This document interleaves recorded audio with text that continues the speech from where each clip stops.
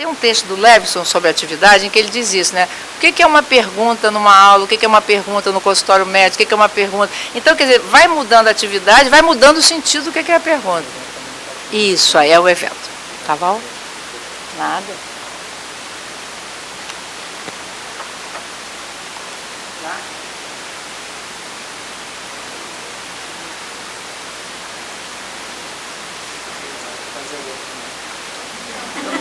Coitadinho. Vou fazer um também. Se o pessoal está só naquele momento que ainda não está bem formulado, não está quase lá, estão pegando um mapa, depois aí eu volto. Só para ficar um pouco sentadinho. Então. Na hora. Oi.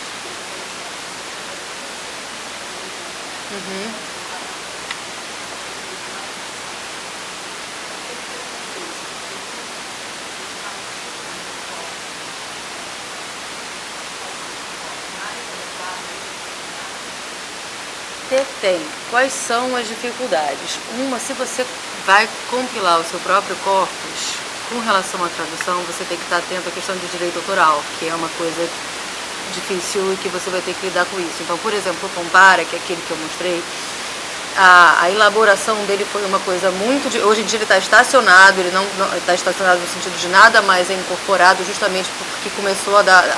As editoras começavam a não mais liberar partes das obras, então tem essa questão operacional. Um outro aspecto, ou seja, mesmo que você queira montar o seu corpus só para você, então não vai ter questões de direito autoral, porque é um estudo seu. Para você conseguir fazer aquele tipo de busca que eu mostrei ali, você tem que ter a anotação embutida, e você tem que ter sistemas que façam um alinhamento. Então, você sozinha, sem auxílio, conseguir montar alguma coisa dessa para estudar já é um certo trabalho. Agora, por outro lado, o Compara é um corpus assim, de um tamanho razoável, e como ele tem toda aquela... os exemplos que eu mostrei antes, de informação, análise sintática, lema, classe gramatical, tudo isso está embutido no Compara também. Então você pode fazer buscas não só em termos de sentido, mas em termos de questões gramaticais sintáticas, estruturas gramaticais sintáticas, como elas são língua-fonte, língua alvo, língua fonte. Beleza. Então você pode fazer... Pois é, tentar usar coisas que já estão prontas, ou buscar outros, assim, é porque esse eu tenho alguma familiaridade, então por isso estou falando dele, ele é um corpus aberto, então não é... Mas não é uma coisa muito trivial você montar um corpus paralelo, porque aí você quer justamente a original e a tradução, e colocar uma anotação ali, você pode... Não, é difícil. Eu estou pensando, você vai ter que alinhar as etiquetas, você vai ter que alinhar muita coisa, então é um projeto de muitas pessoas durante muito tempo. Estou dizendo mesmo. Graças.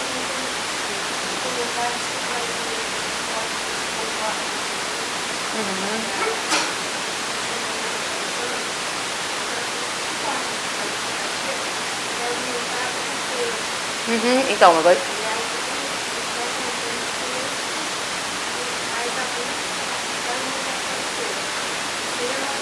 Exatamente, são os corpora cru que eu falei no começo, então você consegue já fazer uma série de coisas em função de pacotes estatísticos, você pede a ocorrência das palavras, quem aparece junto com quem, mas para tradução já é mais difícil porque você precisa dessa coisa paralela.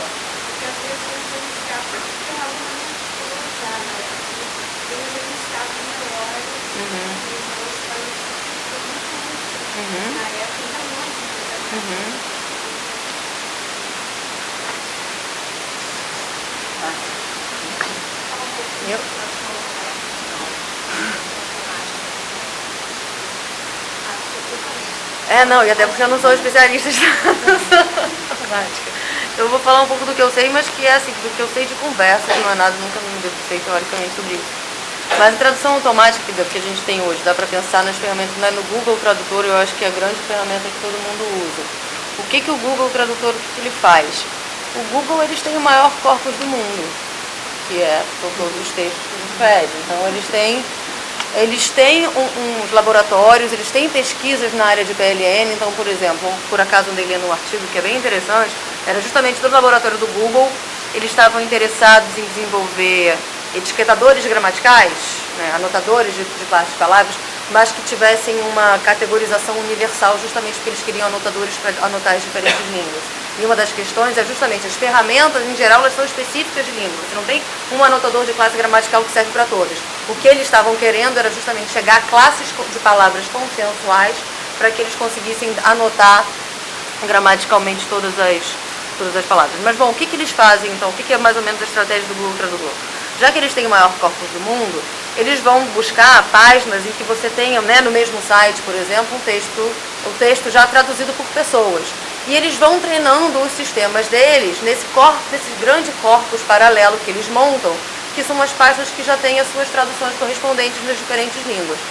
E além disso, quer dizer, quando a gente usa o Google Tradutor e aparece aquela possibilidade, assim, né, você concorda com essa tradução, você sugere uma coisa melhor, o que eles estão fazendo? Eles estão anotando, dando um certo reforço do tipo, você dá estatisticamente, é tudo por estatística, então o que eles fazem, olha, isso aqui foi consertado por uma pessoa, dá muitas estrelinhas para esse tipo de estrutura porque ela vai valer muito. Então você tem, assim, o trabalho humano ali é o nosso, de graça, para eles, que é quando a gente usa, a gente diz, essa correção não está boa e essa aqui é melhor, sugiro isso, mas a automática está por aí, o que eu sei.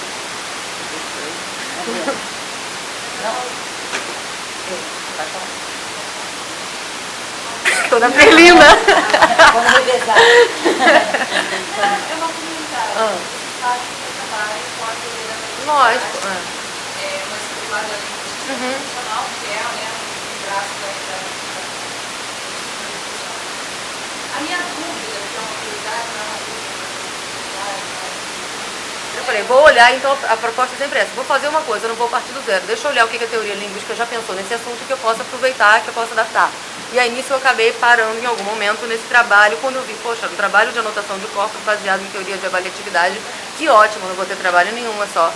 Então, o que não funcionou, na verdade, porque justamente são interesses que se sobrepõem, mas eles não são idênticos. Então essa é uma... E aí uma coisa que eu acho que seria muito interessante se a gente conseguisse fazer, por exemplo, tem esse corpus que é o RELI, que já foi anotado com as opiniões. Anotar uma outra camada só segundo teoria de avaliatividade. E aí a gente compara e vê como é que as coisas podem se enriquecer. Eu acho que essa é uma coisa, eu acho que essa é a grande coisa para a gente fazer em termos de colaboração, de pensar como a aplicação também incorpora, melhora, ajuda teorias ou não, enfim, aí pensar esse tipo de coisa. Mas acho que eu tentei passar uma conversa na Mônica com a aluna. Pois é. O trabalho deles é bem complexo, são quase todas as categorias de notação, eles têm um léxico, o artigo é bem explicadinho,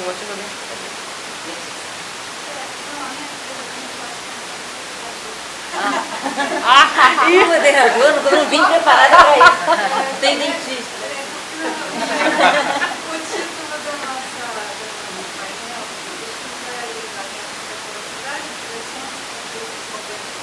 e na verdade nós vimos a apresentação de várias direções, né, espiritualidade. A gente viu a apresentação de diferentes maneiras de trabalhar de vários diferentes formas, diferentes informações, quantas de várias diferentes questões.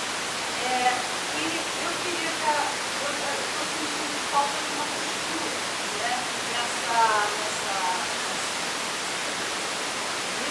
no sentido da gente sumarizar, né, essa direção, apresentar o que seriam os conteúdos, o que seriam os conteúdos e quais seriam as conteúdos que a gente pode utilizar. Então, eu expliquei que é para o moderador, mas a gente, todos estão convidados a discutir, sistematizar esses tipos de país. E Helena pode pedir ajuda aos universitários aí. Não é uma pergunta fácil, né? Assim, a mesa está super convidada a responder. Obrigada. Com graça. Não, é muito difícil no tempo, né? A gente pode fazer uma coisa apenas sugestiva. Mesmo eu não posso, não teria condições de responder a essa pergunta de uma maneira absoluta nem assim, madura o suficiente, né? Porque acho que a gente precisa mais conversa, menos conversas mais longas do que essas aqui, se conhecer um pouco melhor, para até poder responder isso, quais os conflitos, quais as convivências, há de fato conflito, não há de fato conflito e tal. Eu fiquei me perguntando um pouco assim.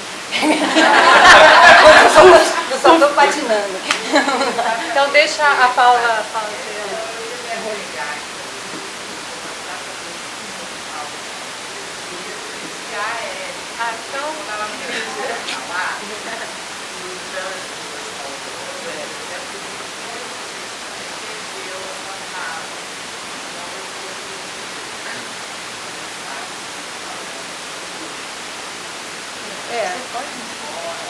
não, bom, eu vou Até falar de um lugar que é esse lugar também de quem está tateando e possivelmente falando coisas ingênuas, mas a gente está num espaço que acho que a gente pode ter a liberdade de colocar coisas nesses termos. Eu acho que a fala da Carmen, e foi bom, muito bom que ela estivesse no final, acho que ela procurou um pouco encaminhar respostas ou, enfim, fazer considerações nesse sentido. Acho que a fala da Carmen teve esse papel, né?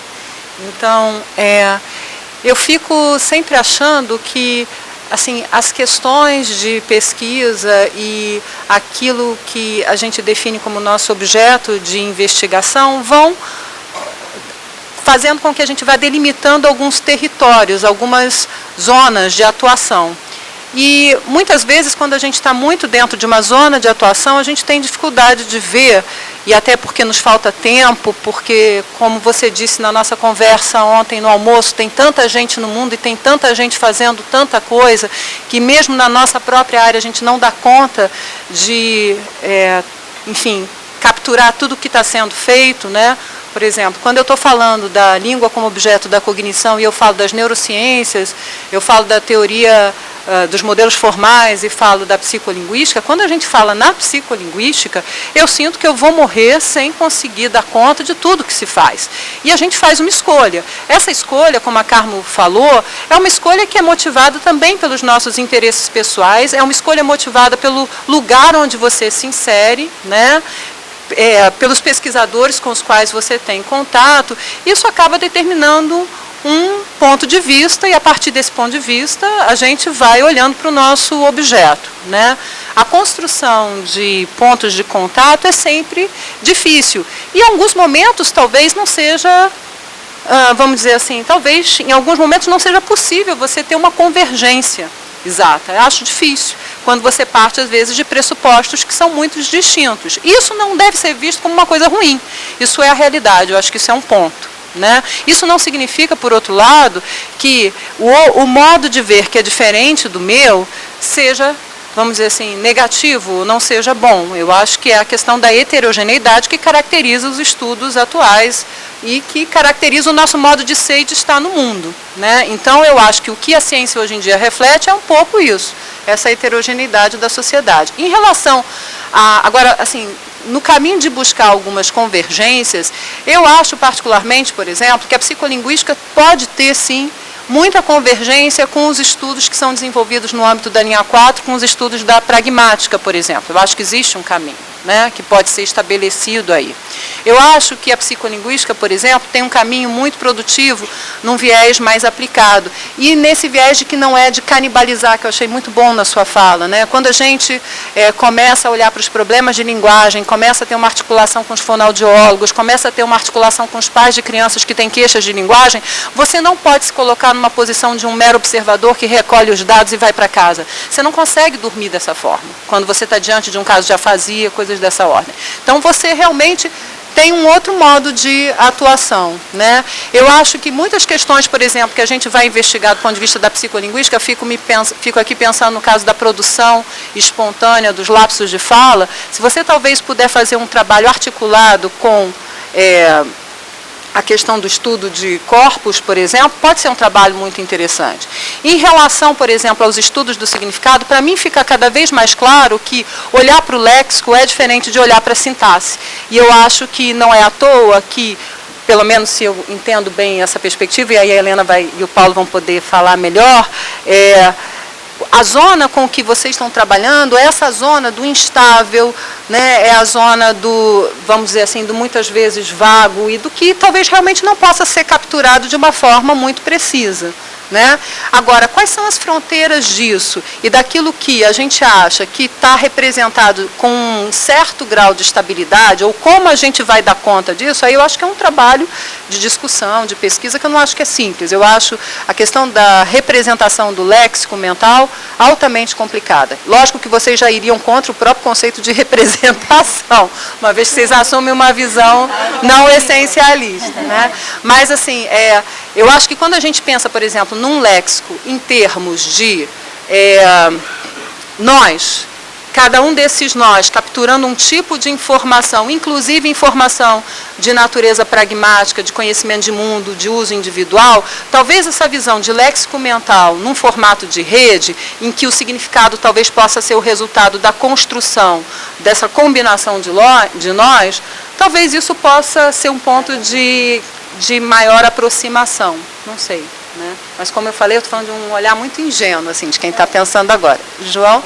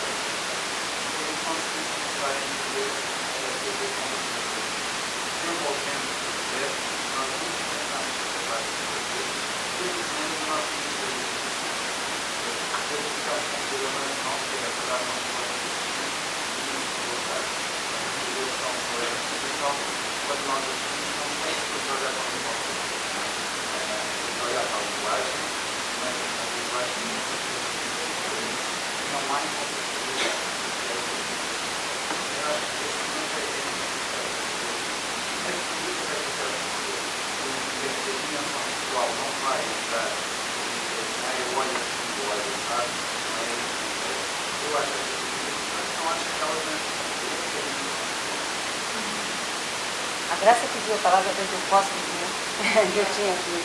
Não, acho que a contribuição do colega, talvez eu tenha, eu particularmente, uma visão um pouquinho diferente.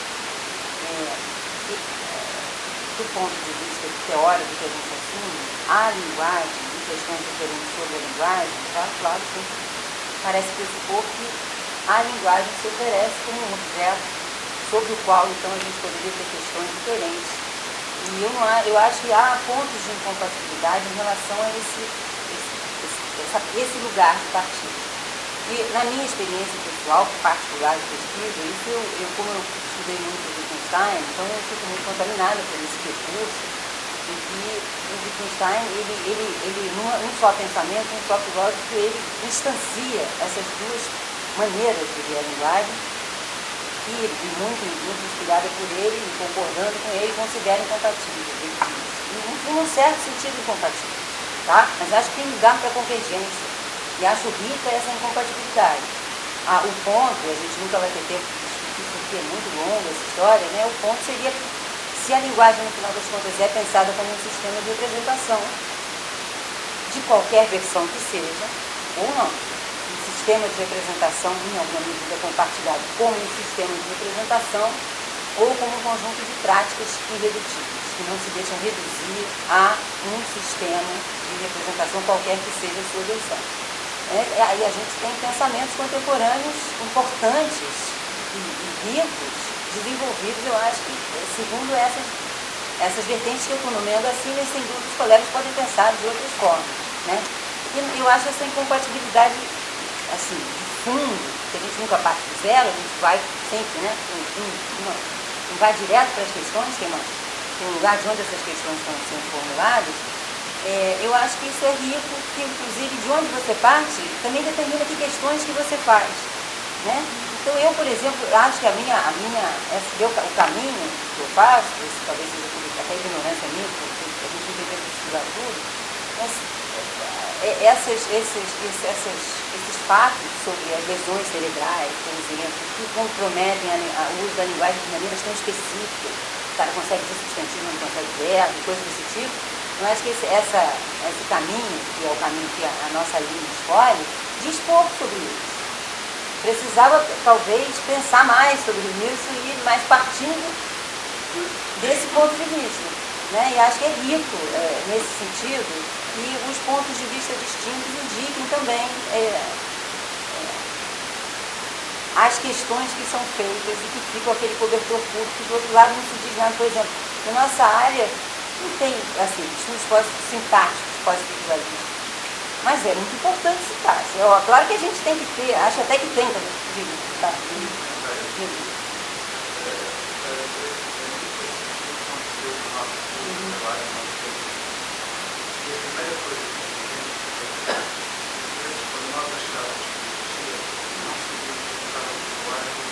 Por isso que eu comecei com isso. Há uma concepção que eu faço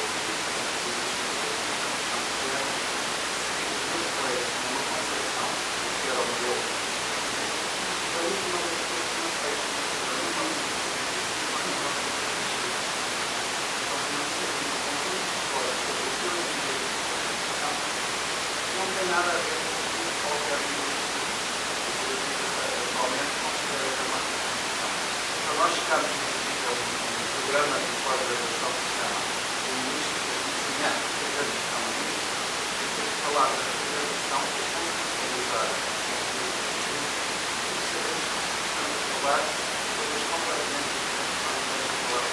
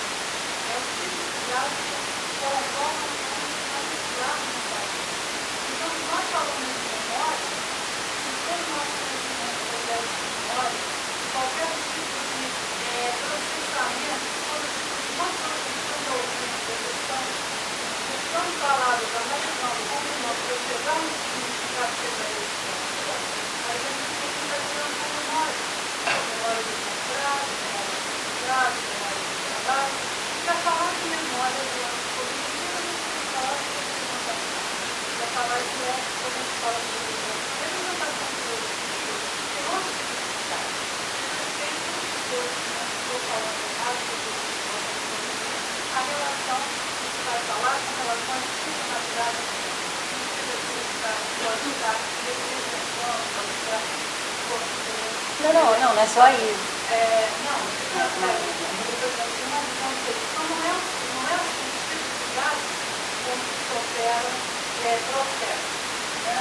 Então, no ponto que você vai dar aqui, quando a gente considera o elétrico, a gente considera o elétrico, o sistema elétrico, unidades muito menores do que a palavra, muito menores do ciclo. A gente pode considerar traços, propriedades bem pequenininhas, bem atômicas.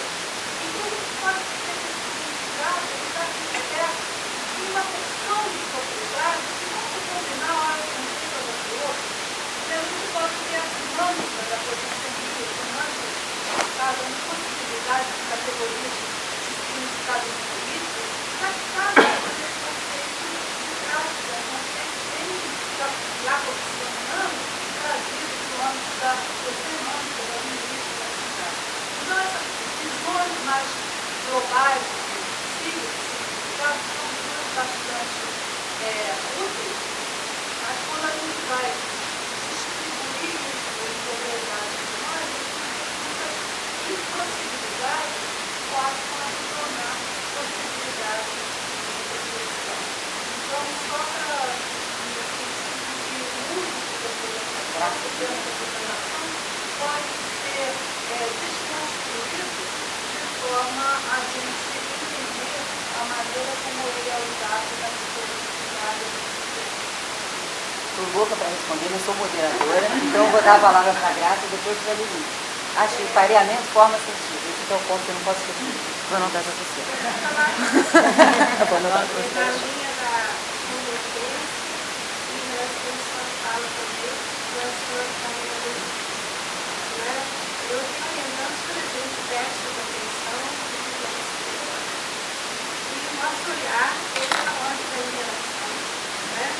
Então, pela disponibilidade das pessoas e trazendo as memórias, as experiências que as pessoas têm em relação à doença, ou à dificuldade que elas têm ao longo da vida, na escola, que os pais vão fazer a cabeça e contar as suas experiências e falar das suas questões de ordem pessoal, de interagir de sucesso e insucesso, e também de reflexão própria, de como interagir com esses conceitos.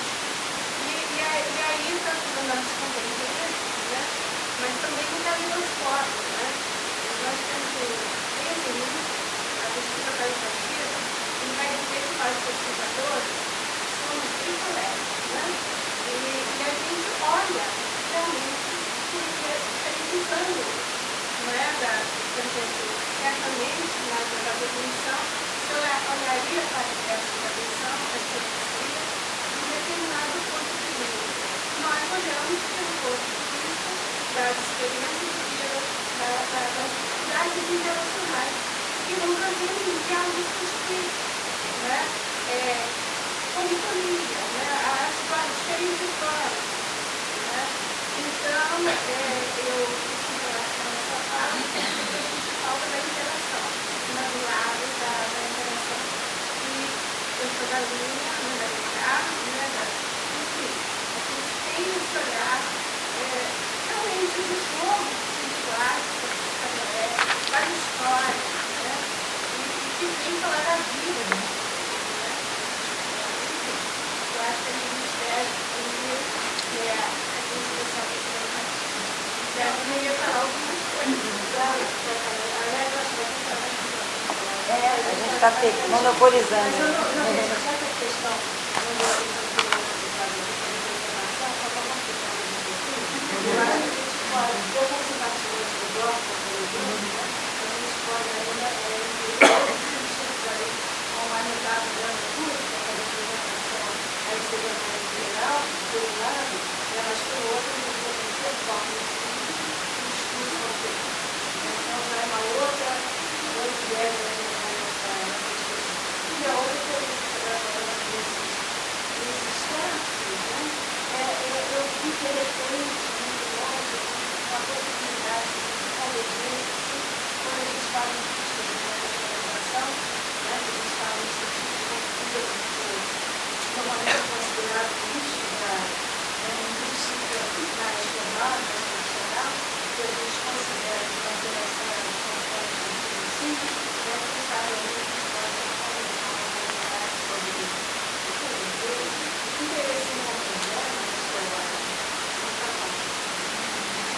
Eu quero falar separado, não vou falar nada. Ó.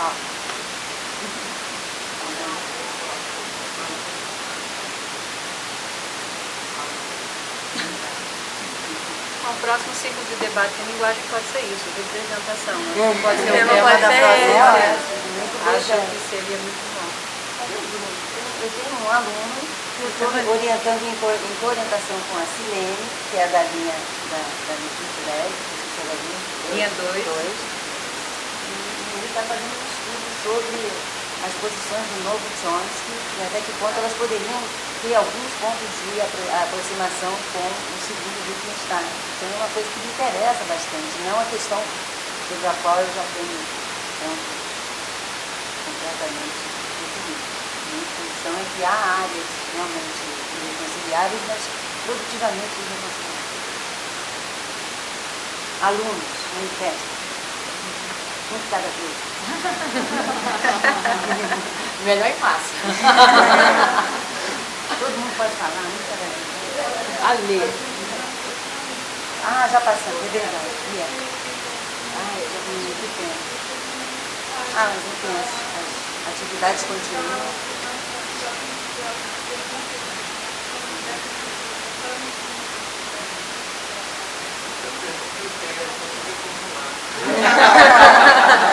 Só uma pergunta. A já Helena pronta. explica isso.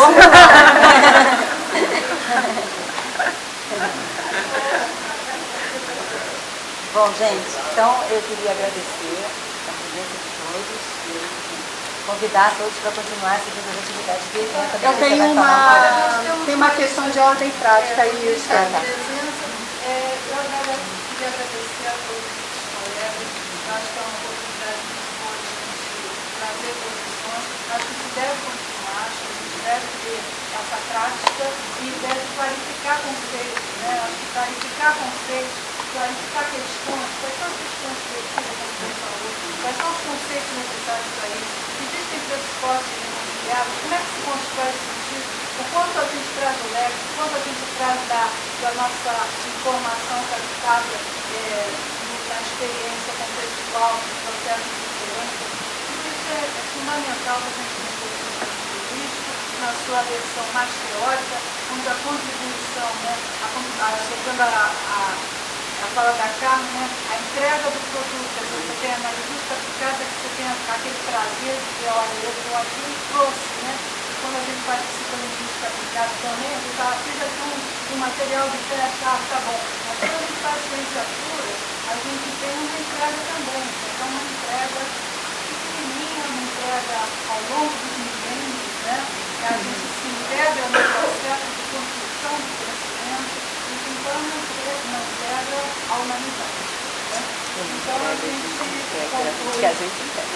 conclui a nossa atividade, esperamos que a gente motive vocês a uma interlocução maior entre os colegas que trabalham no serviço. Na parte da tarde, assim, falando um pouco sobre a programação, acabei de pegar aqui. Tá ali? Não, mas assim, só para quem não viu a informação no site, a gente volta às 2 horas com uma palestra do professor João Costa, que vocês conheceram aqui na parte da manhã, lá da Universidade Nova de Lisboa. Em seguida, a gente tem a hora da pesquisa, que são arguições de trabalhos da linha 2. Depois nós temos a apresentação do professor Carlos Alexandre, da área de morfologia. Isso acontece às 4h30. E em seguida também arguições de trabalhos, no caso da linha 1, orientados pela Margarida. Tá? Enfim, amanhã a gente volta às 10 horas. Tá?